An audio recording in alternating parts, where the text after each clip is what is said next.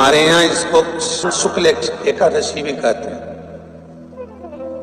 और कहते हैं ये सती माता ने यही एकादशी के दिन से जो व्रत साधना करना प्रारंभ करी थी वो सुख देने वाली थी। निवेदन है आपसे भी, कोई कार्य अटक रहा है, तकलीफ आ रही है, दुख है, लक्ष्मी नहीं आ रही, परेशान हो, 108 बेलपत्र की, जो बेलपत्र होते हैं उसकी, इसको छेद तो करते नहीं है सुई से, बेलपत्र की डंडी को बांधते जाओ 108 बेलपत्र की माला बना लो, और माला बनाकर भगवान शंकर के गले में, शंकर के शिवलिंग को जो चढ़ा देता है उसकी मनोकामना भगवान शंकर पूरी कर देती है। अट्टा एकादशी 108 बेलपत्र की माला बनाकर शंकर भगवान को समर्पित करी जाती है। माता लक्ष्मी ने भगवान विष्णु को पाने के लिए तुलसी की माला बनाकर समर्पित करी थी, जैसे सती ने शिव को पाने के लिए, कामना को पूर्ण करने के लिए। शास्त्र कहता है घर के बुजुर्गों को, घर के बड़ों को, जेठ जेठानी हो, सास ससुर हो, घर में जो तुम्हारी उम्र से बड़ा हो, उसको आज पीला फूल या पीली चने की दाल या पीला वस्त्र, कुछ भी पीली सामग्री आज घर के बड़ों को देना चाहिए। क्यों देना चाहिए? तो शिव महापुराण की कथा कहती है कि जो शुक्ल पक्षी की एकादशी के दिन पीली वस्तु का दान दे देता है, घर के किसी ब्राह्मण को देने नहीं जाना, किसी मंदिर में देने नहीं जाना, आपके ही घर में, आपके ही घर के बड़ों को कोई भी पीली चीज का दान कर सकते। फूल हो, मिठाई हो, कोई अनाज हो, कोई वस्त्र हो, पीली वस्तु का दान दे दे। क्यों होगा? क्या होगा उससे? शिव महापुराण की कथा कहती है उससे जिंदगी में कभी बड़ी बीमारी प्रवेश नहीं करती। सनातन धर्म कहता है बट वृक्ष की पूजन करने वाला, बट वृक्ष के नीचे शिव की आराधना करने वाला, लोम समर्पित कर जल चढ़ाने वाले का जैसे कर्ज मुक्ति होती है, उसी तरह आंवले के वृक्ष के नीचे मात्र ताजा मिष्ठान दूध का बनाकर उस सामग्री को भगवान आंवले के वृक्ष के नीचे पूजन करने से लक्ष्मी और संपदा की वृद्धि होती है। जैसे शमी का पौधा, शमी का वृक्ष, शमी के वृक्ष के नीचे मात्र दूध और जल मिला हुआ जल, शमी के वृक्ष के नीचे मात्र ओघड़दानी अवधूतेश्वर महादेव के नाम से केवल हफ्ते में एक बार भी अगर दूध और जल का मिश्रण शमी के पौधे के नीचे कर दिया जाता है तो कहते हैं शरीर में बड़ी से बड़ी अगर बीमारी है, कहीं कैंसर जैसा रोग है या किडनी लीवर जैसा रोग है, कोई भी तकलीफ, कोई गांठ अगर शरीर में हो गई है, तो शमी के वृक्ष के नीचे दूध का जल थोड़ा सा हफ्ते में एक बार अवधूतेश्वर महादेव के नाम से समर्पित कर देने से रोग का निवारण होने लगता है, रोग थम जाता है और उस आगे नहीं बढ़ पाता और उसका इलाज चालू हो जाता है, सुख का अनुभव।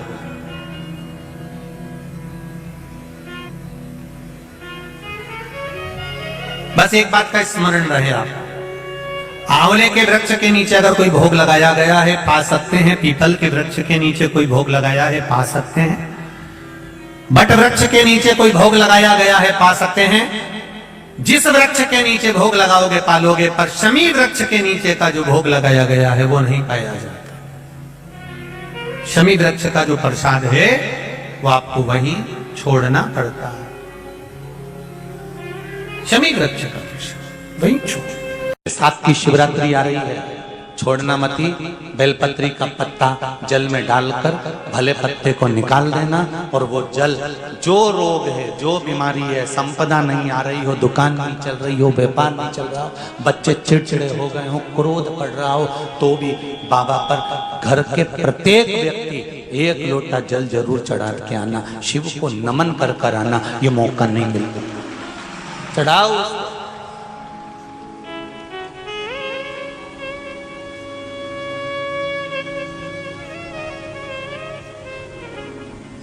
बैसाख के महीने में एक पकवान बनता है शंकर जी का,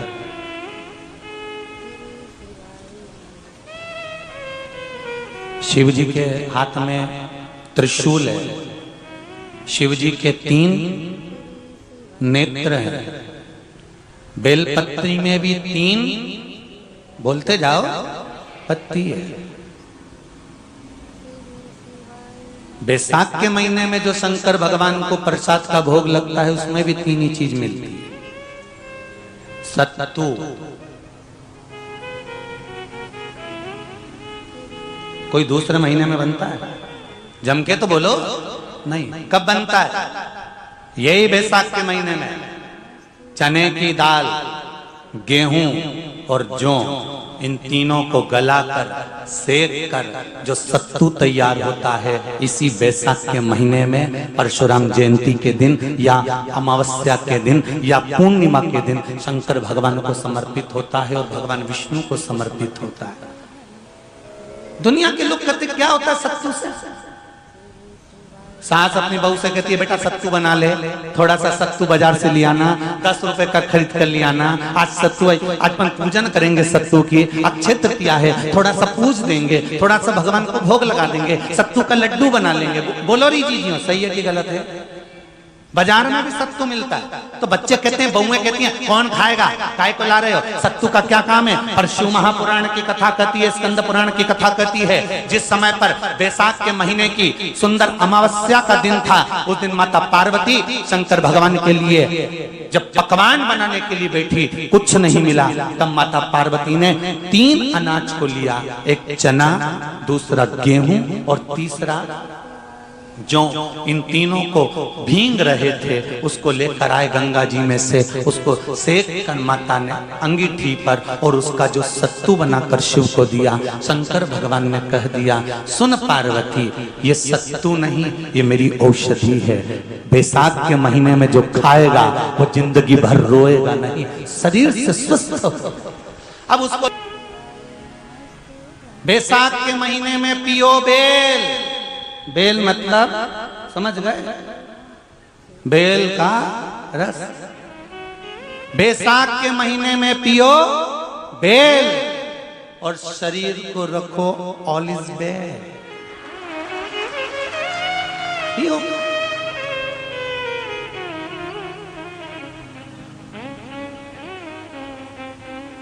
शरीर बेकार नहीं होगा, शरीर बेकार नहीं हो सकता। अब शिव आराधना तो करो। हाँ, जिंदगी की मोड़ पर शंकर परीक्षा बहुत लेते हैं। चलो आ जाओ गरुड़ पुराण में।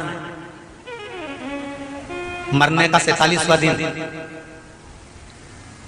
जब मरेंगे तब गरुड़ पुराण बचेगी, पहले ही सुन लो। और जिसके पास में गरुड़ पुराण नहीं हो तो पंडित जी से मंगवा कर फिर पढ़ के देख लेना।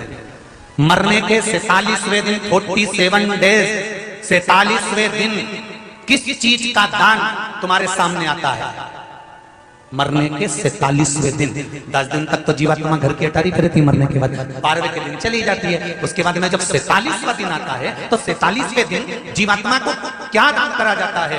व्यक्ति ने क्या पुण्य करा होता है कि उसको नरक नहीं भोगना पड़ता, बेतरणी नहीं भोगना पड़ती, वो सीधे बेतरणी से पार उतर जाता है। वो किस चीज का दान है? तो कहा शिव महापुराण में, गरुड़ पुराण में, कि वो सत्तू का दान है जो बैसाख महीने में करा जाता है। सत्तू का दान 3 चीजों से मिलकर बनता है। जौ, बोलते जाओ जल्दी, गेहूं, चना, ये 3 चीज से मिलकर बनता है। इसमें जो बारीक बारीक कण होते हैं, जितने जितने 3 चीज के मिले हुए बारीक बारीक कण होते हैं, ये जब दान किया जाता है सत्तू का, तब ये बेतरणी तरने के लिए 47वें दिन इस जीवात्मा ने अगर सत्तू का दान करा होता है या सत्तू का सेवन बैसाख के महीने में करा होता है तो उसको बेतरणी नहीं भोगना पड़ती, डायरेक्ट सीधे रतलाम उज्जैन से डायरेक्ट।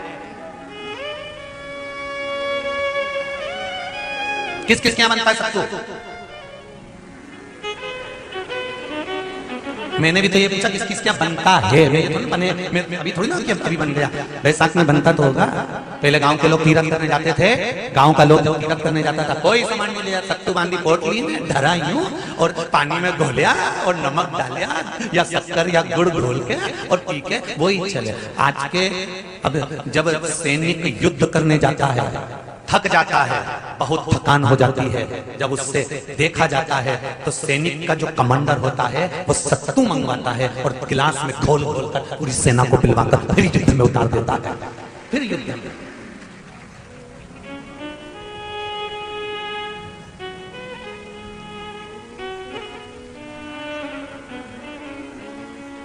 साधारण नहीं है महाराज। सत्तू में जितने बारीक बारीक कण होते हैं, जितने बारीक बारीक कण, अब तुम्हें काम करना, अभी जब फ्री रहो तो कागज पे रख के सत्तू का एक कण गिनना, 1 2 3 बारीक बारीक गिनते रहना जरा। तो तुम्हारा क्या जाए गिनने में? भगवान कृष्ण के हाथ में पट्टी बंधी थी, तुमने भी तो रुक्मणी को गिनने को दिया था, जरा गिन तो जरा इसमें कितने धागे हैं। रुक्मणी जी ने कहा इसमें 9,999 धागे हैं। भगवान ने कहा बस यही 9,999 मुझे द्रौपदी को वापस लौटाना है। गिनती लगा लो, अभी अभी लगा लो। ऊपर तो भगवान गिन के बता ही देगा कि तुमने जो सत्तू दान करा था, तुमने जो सत्तू खाया था, तुमने जो सत्तू भगवान को दिया था, सत्तू का लड्डू बनाकर तुमने बैसाख महीने में भगवान की जो पूजन करी थी, तो अमावस्या के दिन, पूर्णिमा के दिन या अक्षय तृतीया के दिन तुमने जो सत्तू दिया था, भगवान तो गिनती बता देगा कि उस सत्तू में कितना कण था।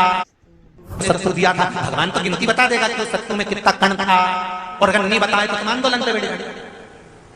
क्या मैं बताओ पहले हमने कितना सत्तू दिया था, उसमें कितने कण थे, बताना पड़ा।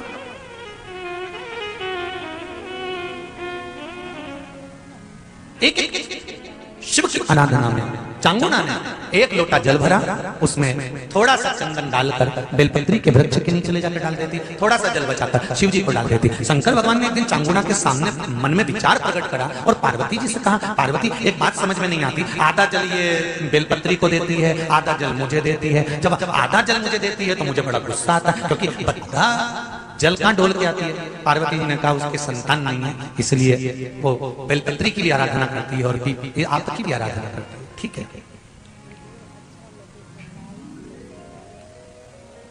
भगवान देवादिदेव महादेव ने देखा चांगुना ने बहुत सेवा कर ली।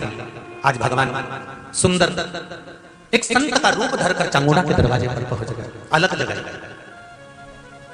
चांगुना दौड़ कर आई, बाबा जी आइए, क्या लाऊं मैं आपके लिए? भिक्षाम देहि, भिक्षाम देहि।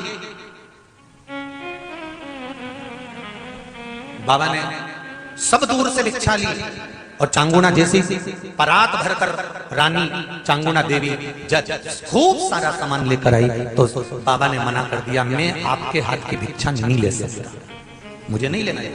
क्यों? कहा आपकी संतान नहीं है, आपकी औलाद नहीं है, संतान नहीं है। और अगर आपकी संतान नहीं है तो आपके हाथ की भिक्षा लूंगा तो मैं भिक्षा लेकर जाऊंगा कहां? मुझे आपके हाथ की भिक्षा नहीं चाहिए। इतने में चांगुना ने उस संत के चरण पकड़े और संत के चरण पकड़कर चांगुना कहने लगी, देखिए बाबा जी, जन्म, मरण और परण ये तो 3 देवादिदेव महादेव के हाथ में है। संतान देना और ना देना ये शिव जी के हाथ में है, शंकर के।